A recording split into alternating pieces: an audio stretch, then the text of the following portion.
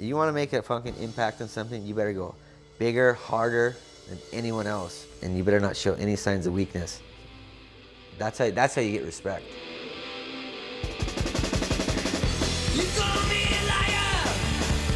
You call me a fool. What you say? How does it weigh? There's always been radical kids in surfing. There's always been that guy. My brother was like that, unpredictable, raw. You didn't know what you're gonna get. Andy is like the Sid Vicious of surfing, you know? He just came in like a fucking bat out of hell. It's a fringe culture. It's outside the realms of daily bullshit. They were like the hardcore cowboy art walls. In pro surfing today, you can't get away with being those kids. You can't be Chris Ward, Andy Irons, Cory Lopez, live and play that loose and still be on the CT. Talent just was raw. The best way I could put it is he surfed like a fucking MMA fighter. You know, the aggressive front that he has, especially he had with me, that was to help him achieve his goals, you know, and it did. And they're on that forefront of pioneering, you know, of what could be done on a wave. Hitting my friend, bro, look, Bruce is a black eye. I wonder, how do these guys do it? He's gonna surf the eddy with a black eye. Everyone has their issues.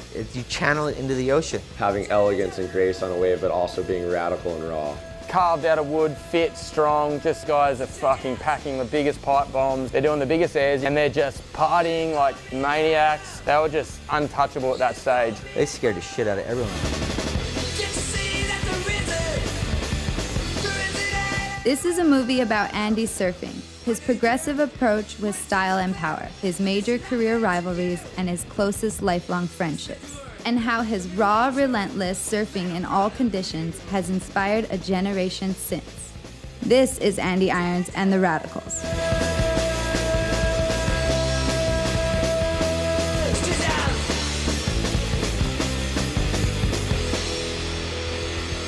'98 to like 2005, we're untouchable, unfucking touchable.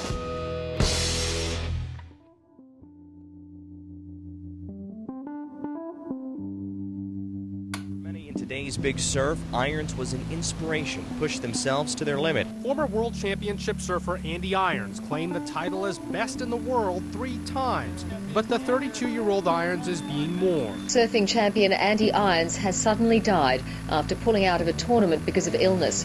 And a reminder that Hawaii has lost another big wave rider. On November 2nd, 2010, the world learned that Andy Irons, at just 32 years old, a 3-time world champ, the most influential and beloved surfer of his generation, and widely considered one of the greatest surfers of all time, had died alone in a Dallas hotel room after missing a connecting flight returning home to Hawaii. The stories and rumors around his death, his struggles with mental health and addiction, often cloud the brilliant surfing life Andy lived. This is about the surfer those closest to Andy Irons remember and miss. Unpredictable, dynamic, deeply emotional, intensely competitive, fearless, and raw.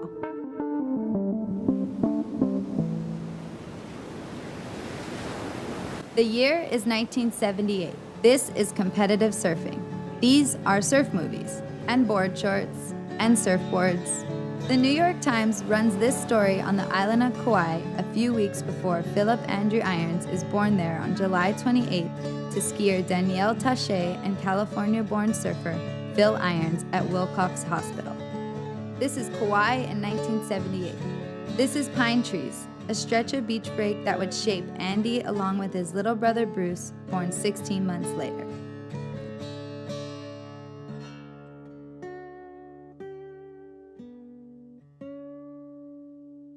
Me and my brother have been competitive from day one. And I think the reason is, so I was born 3 months premature and I weighed 2 pounds. And the reason that I was premature is because when you're pregnant, you're not supposed to carry a heavy load. And my brother was a big kid and he is kind of naughty, so my mom was always carrying him. And she went into premature labor and I was born 3 months early and I weighed 2 pounds. He was very small when he was born. He was 10 weeks early. He was less than 3.5 pounds. When he was a kid, he was like 2'5". But I was like that big. I was like the real baby Yoda. Me and my brother, just because we're so close in age and we've always done the same things from BMX to soccer, surfing was just the next thing. And when we're in like Menahunis or something, like 12 or soccer or whatever, my brother is like 1.5 feet bigger than me. He's like the biggest kid in the class, and I'm like the smallest kid in my class.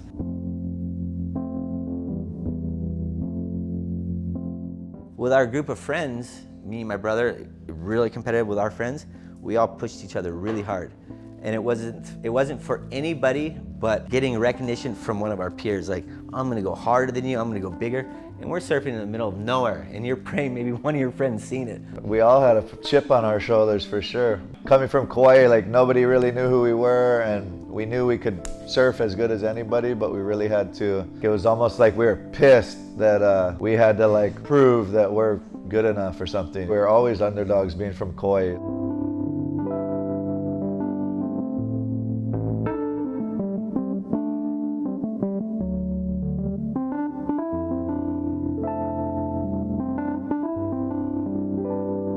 And this is before the Instagram days. Look at this, two-pat Hawaii Andy Irons A++++. You know that's got to be really fucking good right there. Alright,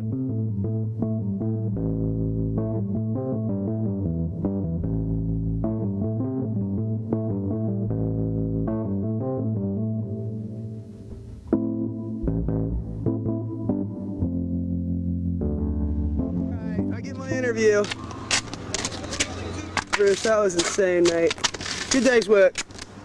Thanks, Fat Pat. Bruce was a little fucking punk, man. But I had a mouth on me, and I was fast. Second. I was hoping the lip was just gonna nail him. I would lip, and good luck you could catch me.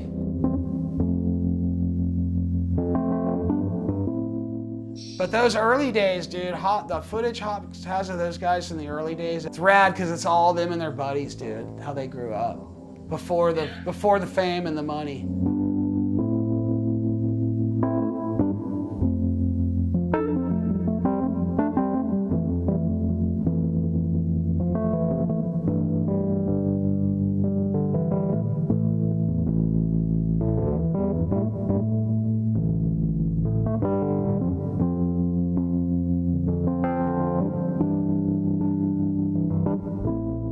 Here's the other one. What are you doing? Raw Irons, the new guy. This is the early 90s. This is ripping. This is the new school. These are wetsuits and board shorts. These are the world champions, and this is a teenage Andy Irons enjoying his first tastes of glory. The blonde country kid from Kauai, the 1996 NSSA national champion. In the early 90s, Mike Riola and Matt Biolis released the first of their series of Lost films, two malevolent magnum opuses called What's Really Going Wrong and What's Really Going On. While Andy and Bruce would eventually feature in the Lost films prominently, their friendships with the young punks that Mayhem and Riola were building their brand on would become their closest childhood friends and lifelong sparring partners. Andy spent formative summers away from home in California with the Lost crew. He did winters on the North Shore with Bruce, Chris Ward, Nathan Fletcher, Cory and Shea Lopez, filming for Mike and Matt's films, which would quickly make the Teenage Six-Pack the most famous and infamous young surfers on the planet. It was an old school Sony cam, but we saw this other guy with like long hair under a tent with the same cam, and it ended up being Mike Riola. I can't really remember that clearly, but I have a feeling that Two-Pat and Hopper were involved in it.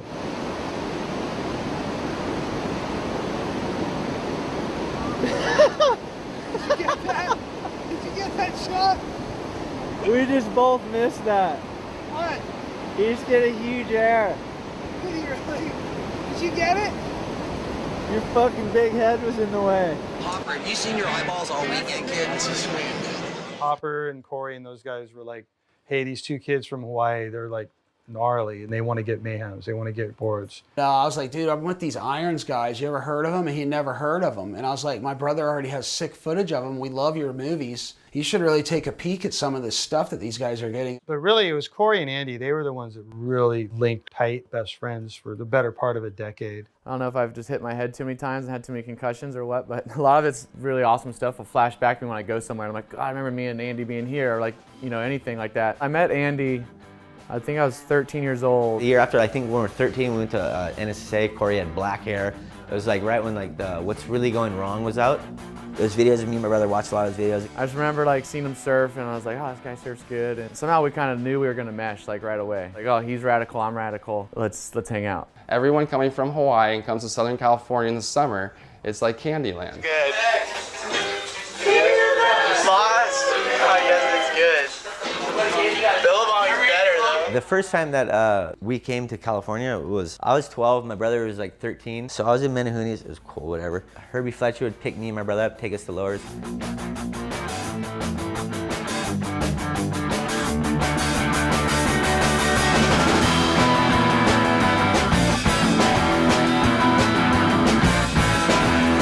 Before we ever knew Nathan and Christian, Herbie would take us to Lowers and film us, you know, because Herbie is friends with my dad. And, but we always looked up to Christian and Nathan. They weren't even around.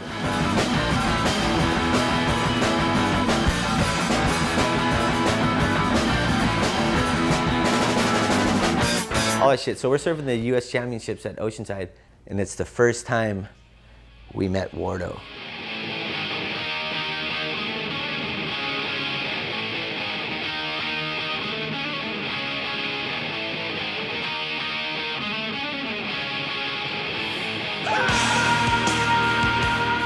What's really going wrong? What's really going on? Me and my brother watched that videos a lot, and like Cory and Wardo were the stars of it, and they're badass. And we met them the first time we went to the Nationals. And Wardo was like, he's a man-child, and he was like my brother. They're both big kids, and they both surf like men.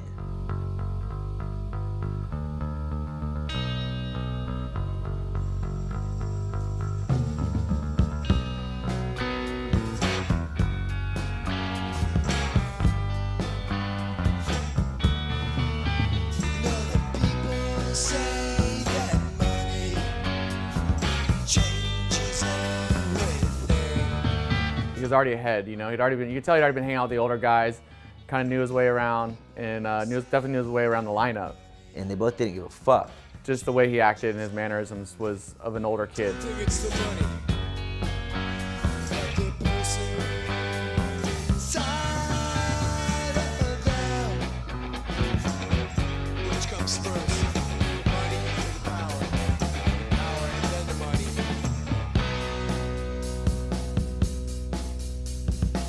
Andy was fascinated by Wardo from, first time he saw him surf. Wardo, my brother's first introduction was, fuck you. Well, he's just radical and powerful at a young age. You know, it's like if you're Andy Irons and you're 16, 17, you look at, Kelly Slater, who's 10 years older than you or more. These kids emulate you, man. There's a responsibility that goes along with that. The top surfers in the world, they're just kind of, they're old guys. Yeah, they rip, but they're not mean.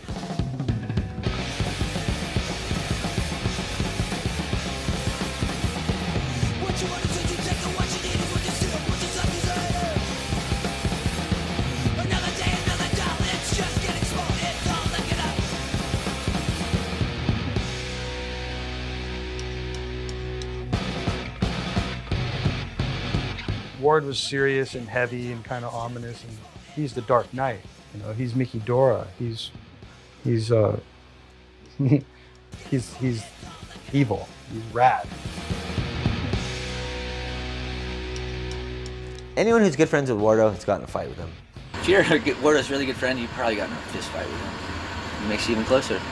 I've been in like four fights with Wardo. Physical or verbal? 4 physical. Lost all 4. Did Wardo leave weed in my bag? Yes. I went to jail for 2 nights and 3 days in Texas in February. It wasn't fun at all. It was quite the contrary. I was 18. They found a bottle of Malibu rum in my backpack because they made semis. Me and Wardo decided to have a little fun on our flight home. Next thing you know, they're going through customs, and this lady, really old middle lady, like, can I go through your bag? I'm like, sure, go for it, don't worry about it. She goes and picks up a sweater and a t-shirt, and right under there is the bag of plastic, like 1.8 grams exactly, the shittiest weed you've ever seen in your life. I decided to hide in my bag instead of his. He actually saw me getting busted and went to California and caught the flight, connected on. So I had to go back to Texas 3 times to go to court with my mom and dad, which was really cool. Instead of bailing me out, I had to sit in jail for 2 nights and 3 days in February in Texas. I tried to fight him a bunch of times after that, and I lost pretty much every time. And I just figured, let bygones be bygones. I want to get over it. This guy's powerful, radical, dark, punk, like, oh. And of course, he was seeing most of that in our movies. So it was attractive to him. He wanted to be a part of it. But they could always count on calling up Shea, Cory, or Chris, and we were surfing Lowers or Creek and filming. Whenever they came into town, we'd have Kenworthy and Dival and everyone from Lost, and it'd be fun. It wasn't work. Look at Andy, he has black hair, he's cool, look at him. And Andy was just like, hoo-hoo. He was kind of like the toy. If you're gonna separate segments of Andy's career, I would say that the most time we spent with him was in that MCD era. I wrote for MCD just so I could hang out with guys like Gordo. In the late 80s, South African iconoclast Michael Thompson grew Gotcha to be one of the world's largest apparel brands, before gathering perhaps the most impressive surf team of all time under one instantly recognizable black flag, More Core Division. The team would leave their fingerprints on Andy, who even as a teenager, Michael touted as a future world champ. With Andy on MCD and Shea, Nathan Fletcher, and Chris Ward on Gotcha, their teen crew would be taken under the wing by the previous generation's most progressive and hard-charging surfers, Matt Archbold, Sunny Garcia, Michael and Derek Ho, and the rest of Michael Thompson's staggering stable of talent. The time he started riding for MCD, it really like connected him with that hardcore group of surfing, like the gangsters of surfing or something. We wanted to ride for Gotcha and MCD more than any other company because they had Jerry Lopez down to Matt Archbold, to Kobe Aberton, to all of our friends that were radical. They were like the hardcore cowboy outlaws, dude. Just like, you got Derek Ho, that's the pipe master. Brock Little's the fucking big wave guy. Martin Potter's this like rebellious, just kick your ass fucking shredder.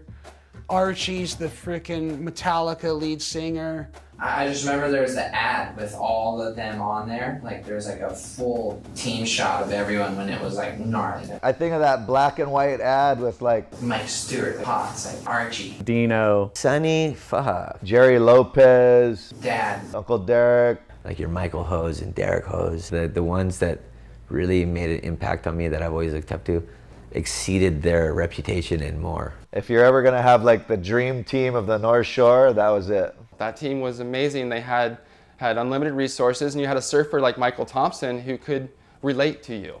The 4 of us were all going in this direction at the same time, and it was all new to us. Seeing Andy with that MCD sticker on the nose of his board was sick. I love that generation, that era of his surfing, young and wild and fucking hungry, and he just attacked it. I think Andy like embodied what MCD was to the fucking core, and he was the More Core Division.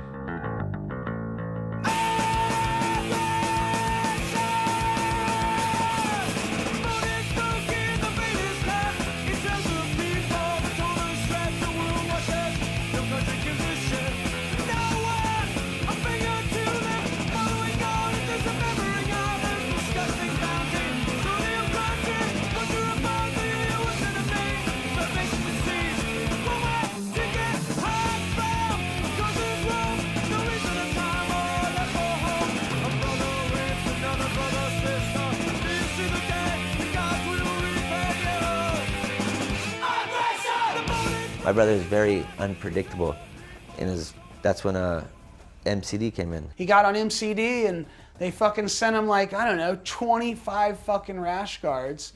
And my friend from Smyrna was like, hey, can I have a rash guard? And he happened to want this certain color rash guard. And they almost got in a fucking fight. And he's like, oh, fuck, go get your own rash guard. And come to find out, Andy wanted that particular rash guard. He told me later on, he's like, dude, that's the one Archie wears. I gotta wear that one.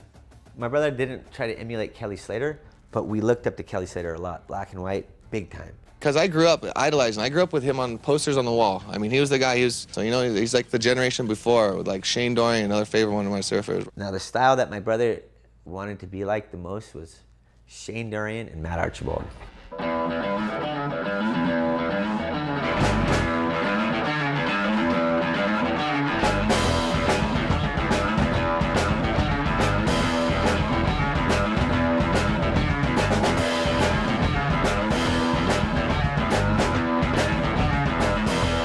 Andy was like a product of Shane Dorian and Kelly Slater. Dorian and Wardo, but Archie as well. That Archbold, I think, was one of his heroes. He just, he knew how radical Archie was, where Archie was this rock star. And Archie kind of had that aggression in his surfing. So you look at my brother's style, it's a reflection of that, but with his own shit. He was really obsessive. Andy was such a student of surfing. He would study videos, and like me on the other hand, I wouldn't do that. To me, like so much of Andy's surfing and Chris's surfing came from Archie. Andy would sit on the beach and watch Archie, and all of us would. If Archie paddled out, we'd come in and watch. He was that, insane of a talent that the best young surfers in the world would watch this old surfer from San Clemente who's stumbling down to the beach and then paddles out off the wall and does stuff the best surfers in the world haven't been able to do all day. For 3 days straight, in an hour period, Archie does it.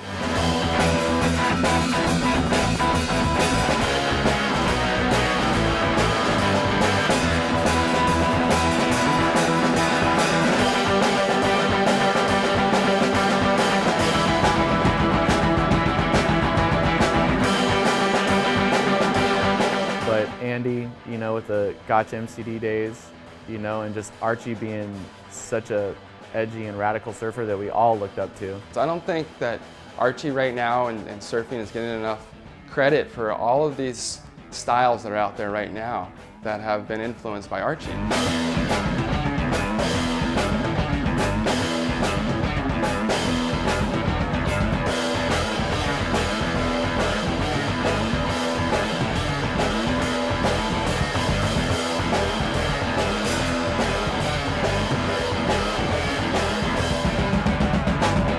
For Andy to be with those guys at that time, and of course being from Kauai and those guys wanting to just go out and charge pipe, which he wanted to do himself, like to have those guys though with him out there with the same logo on, just even help push them even further and make them feel more comfortable in the lineup.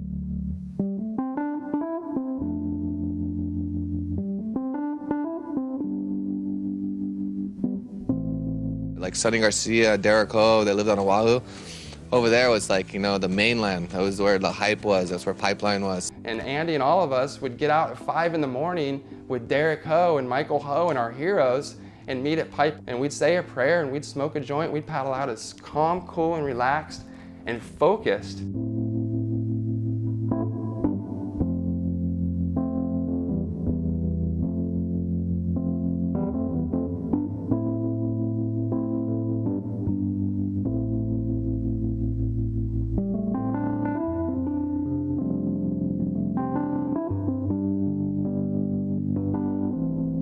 Sunny's relationship was like really special. People portray Sunny to be like a tough guy, but Sunny was, he's like a lychee. He's like rough on the outside and sweet on the inside. Sunny had like a nice pleasure in telling Andy a few little things. Andy was so raw and gnarly and on a pretty gnarly perfect path for as far as being a world champion. I think what Sunny did for Andy was he showed him like the structural part of surfing, like being a professional. Sunny would be like throw him a little curveball guidance and it just put Andy right on, so he was hitting it out of the park. Andy like really loved him and felt like, I owe you even some of my power. We're both on tour together. They traveled a lot together. They both share a world title, that Hawaiian world title club. Andy, Uncle Derek, I'm sure everyone knows them three. It was a tight club, like a gnarly love brotherhood.